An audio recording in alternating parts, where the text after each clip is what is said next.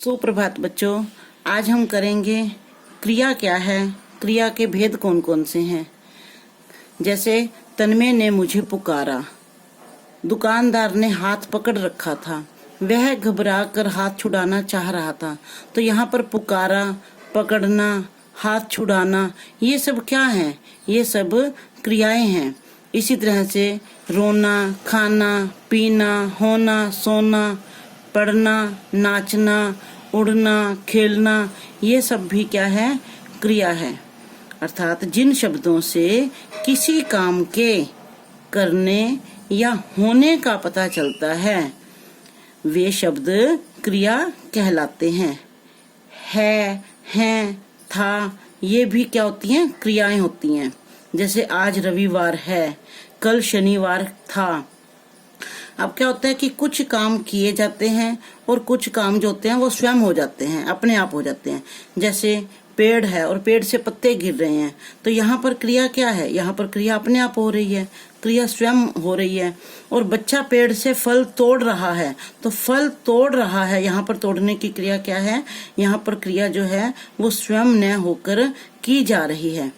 तो इस तरह से क्रिया के दो भेद होते हैं, अकर्मक क्रिया और सकर्मक क्रिया। अब अकर्मक क्रिया क्या होती है? जैसे अकर्मक, अरहित, यानी कि कर्मक, यानी कि या बिना कर्म के, अकर्मक यानी कर्म के बिना। जैसे नेहा रो रही है, पक्षी उड़ रहे हैं। तो यहाँ पर क्या है? यहाँ पर हम क्या करने पर प्रश्न का कोई उत्तर नहीं मिलता। जहाँ पर क्या या किसे लगाकर प्रश्न का उत्तर नहीं मिलता तो वहां पर अकर्मक क्रिया होती है।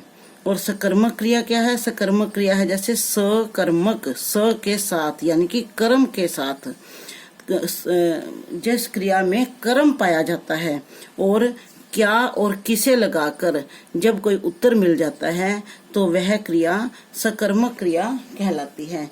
जैसे आज का हमारा पाठ है सवाल का जवाब। इसमें क्या है? यहाँ पर देखिए, जैसे ये है अचानक तन्मय ने मुझे पुकारा। यहाँ पर पुकारा क्या है? यहाँ पर क्रिया हो रही है। इसी तरह से मुड़कर देखा, रखा था, छुड़ाना, ये सब क्या है? ये सब क्रियाएं हैं, क्रिया हो रही है।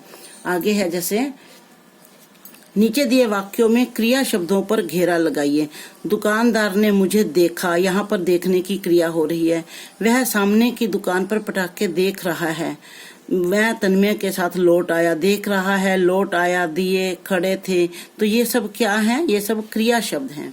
यानी कि जिन शब्दों से किसी काम के करने या होने का पता चलता है उन्हें क्रिया कहते हैं। अब यहाँ पर क्या है? चौथा प्रश्न, नीचे दिए गए वाक्यों में से अकर्मक क्रिया छांट कर लिखिए, यानी कि बिना कर्म के जो क्रिया है वो छांट कर लिखनी है। नरेश सो रहा है। अगर यहाँ पर हम प्रश्न लगाते हैं कि नरेश क्या रहा है, तो ये कोई प्रश्न नहीं बनता, कोई उत्तर नहीं मिल रहा इसका। तो यहाँ पर सो रहा है क्या है? अकर्मक क्रिया है। लतिका हंसने लगी, लतिका किसे हंसने लगी? लतिका क्या हंसने लगी? कोई आंसर नहीं मिल रहा, तो हंसने लगी क्या है? अकर्मक क्रिया है। इसी तरह से लिखता है, सलमा बैठी है, तो बैठी है क्या है? अकर्मक क्रिया है। बच्चे दौड़ रहे हैं, अकर्मक क्रिया है। आगे है नीचे दिए गए वाक्यों में से सकर्मक क्रिया और कर्म छांट कर लिखिए। अब सकर्मक क्रिया यानी कि कर्म के साथ, जिसमें कर्म होता है वो छांटना है और कर्म छांटना है। सरिता ने खीर खाई, सरिता ने क्या खाई? तो क्या यहाँ पर क्या लगाकर प्रश्न बन रहा है? तो इसका उत्तर निकल रहा है खीर खाई। तो खीर क्या है? यहाँ पर कर्म है और खाई क्या है? सकर्मक क्रिया है। वे चाय पीने लगे, तो पीने लगे क्या है? सकर्मक क्रिया है और चाय क्या है? कर्म है। उसने मुझे फूल दिया, उसने मुझे क्या दिया? फूल दिया। फूल क्या है? इसमें कर्म और दिया क्या है? सकर्मक क्रिया है।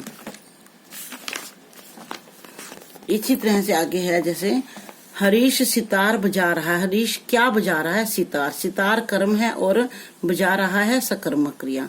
मैंने मेट्रो रेल देखी, देखी क्या है? सकर्मक क्रिया और मेट्रो रेल कर्म है। आगे है नीचे दिए गए वाक्यों में क्रिया शब्द रेखांकित करके बताइए कि वे अकर्मक क्रिया हैं या सकर्मक क्रिया हैं। अब यहाँ पर बताना है कि अकर्मक क्रिया या सकर्मक। मैंने नई पुस्तक खरीदी, मैंने नई क्या खरीदी? पुस्तक खरीदी। उत्तर मिल रहा है ना इसमें, तो ये सकर्मक क्रिया है। इसी तरह से तन में खेल रहा है, तन में क्या रहा है, तो नहीं उत्तर मिल रहा, क्या रहा है, कोई प्रश्न नहीं बन रहा। तो यहाँ पर ये क्या है, अकर्मक क्रिया है, क्योंकि इसमें कर्म नहीं है। बच्चे पतंग उड़ा रहे थे, बच्चे क्या उड़ा रहे थे, पतंग, तो यहाँ पर कर्म है, तो ये एक सकर्मक क्रिया है। मीना जोर से हंस पड़ी, मीना क्या हंस पड़ी, प्रश्न नहीं बन रहा, तो यहाँ पर अकर्मक क्रिया है। पक्षी उड़ रहे हैं, यहाँ पर कर्म नहीं है, पक्षी क्या रहे हैं, पक्षी उड़ रहे हैं, प्रश्न नहीं बन रहा ढंग से, तो यहाँ पर कर्म नहीं है, तो अकर्मक क्रिया है। राधा ने संजीव को पत्र लिखा, राधा ने किसको पत्र लिखा, संजीव को पत्र लिखा, तो यहाँ पर क्या है, सकर्मक क्रिया है। तो यहाँ पर संजीव को पत्र लिखा कर्म है, तो यहाँ सकर्मक क्रिया है। आगे है, नीचे लिखे वाक्यों में वे शब्द छांट कर लिखिए जिनसे यह पता चलता है कि काम स्वयं न करके किसी दूसरे से करवाया जा रहा है। मृणालिनी सुईता से बच्चों को सुलवाती है। अब यहाँ पर क्या है, सुलवाती है, खुद नहीं सुला रही, सुलवाती है, दूसरों से सुलवाती है। प्रकाश सुषमा से बटन लगवाता है, खुद बटन नहीं लगवा रहा, लगवाता है। किशोर कुली से सामान उठवाता है, तो यहाँ खुद सामान नहीं उठा रहा, उठवाता है। रागिनी ने स्वाति से पंखा चलवाया, खुद नहीं चलाया, चलवाया। माँ ने पवन से खाना बनवाया, तो यहाँ पर खुद नहीं बनाया, बनवाया है। अर्थात ये क्या है, प्रेरणार्थक क्रियाएं हैं। प्रेरणार्थक क्रियाएं क्या होती हैं, जब कर्ता स्वयं काम न करके, जो करता है, काम करने वाला है, वो स्वयं काम न करके किसी दूसरे से काम करवाता है, तो वे क्रियाएं जो होती हैं वो प्रेरणार्थक क्रियाएं कहलाती है। यानी कि जब किसी अन्य से कोई काम करवाया जाए तो वे प्रेरणार्थक क्रियाएं होती हैं। आगे है, यानी किसी अन्य को क्रिया करने की प्रेरणा दी जाए तो वे प्रेरणार्थक क्रियाएं कहलाती हैं। चिड़ियाघर के जानवर नहीं, आगे है, कोष्ठक में दी गई क्रियाओं के सही रूपों से वाक्य को पूरा करिए। अब यहाँ पर ये कोष्ठक में दी गई, इसका सही रूप लगाकर वाक्य को पूरा करना है। चिड़ियाघर के जानवर, चीख है तो यहाँ पर क्या आ जाएगा, चीखने लगे। माली ने बगीचों में पौधे, लग है तो लगाए। इसी तरह से इनको ठीक करके यहाँ पर लिखना है। आगे है, कोष्ठक में दिए गए शब्दों के समान अर्थ वाले शब्दों से नीचे दिए गए वाक्यों को पूरा कीजिए। अब यहाँ पे समान अर्थ वाले, जैसे उन्होंने उसके खिलाफ मोर्चा बांध दिया, खिलाफ का समान अर्थ क्या है, विरुद्ध। अन्याय को बर्दाश्त नहीं करना चाहिए, बर्दाश्त का समान अर्थ है सहन। इसके सिवा मैं कुछ नहीं जानता, सिवा अलावा। दीपक को क्या हक है कि वह ऐसा करे, दीपक को क्या अधिकार है, हक अधिकार। मुझे माफ कर दो, मुझे क्षमा कर दो। आगे नीचे दिए गए वाक्यों में से विशेषण और विशेष्य छांट कर लिखिए। विशेषण और विशेष्य की हम कर चुके हैं कि वो कौन से होते हैं। जैसे गरीब बच्चे रो रहे हैं, अब ये बच्चों की क्या विशेषता है कि वो गरीब हैं, तो यहाँ पर गुणवाचक विशेषण है, ये तो विशेषण है गरीब, और बच्चे क्या है, विशेष्य, यानी कि विशेष्य की विशेषता बताने वाले शब्द को हम विशेषण कहते हैं। वे मैले कुचैले कपड़े पहने थे, कपड़ों की क्या विशेषता है कि वो मैले कुचैले थे। अब यहाँ पर कपड़े क्या है, विशेष्य है, और मैले कुचैले क्या है, विशेषण है। 50 रुपए दे दीजिए, रुपए की विशेषता है कि वो 50 हैं, तो यहाँ पर 50 विशेषण है और विशेष्य रुपए हैं। बनिया बड़ा चालाक है, चालाक विशेषण और बनिया विशेष्य। झूठा दुकानदार, और झूठा विशेषण और दुकानदार विशेष्य। नीचे दिए गए शब्द समूहों में से उस शब्द पर घेरा लगाइए जो बाकी शब्दों से भिन्न है।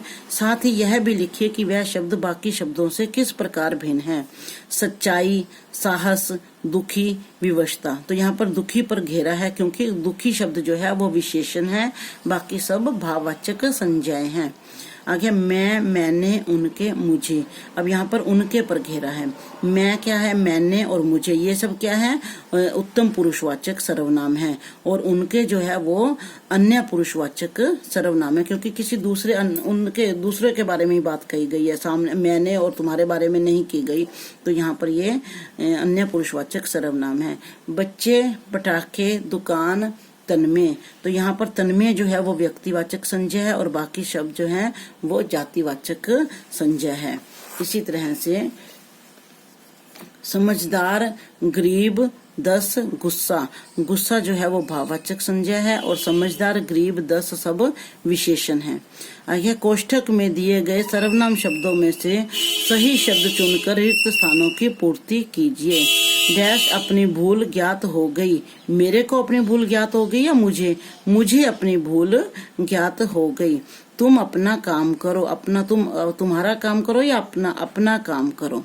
मैं मेरे घर जा रहा हूँ या अपने घर जा रहा हूँ। आज मैं तुम्हें घर आऊंगी या तुम्हारे घर आऊंगी।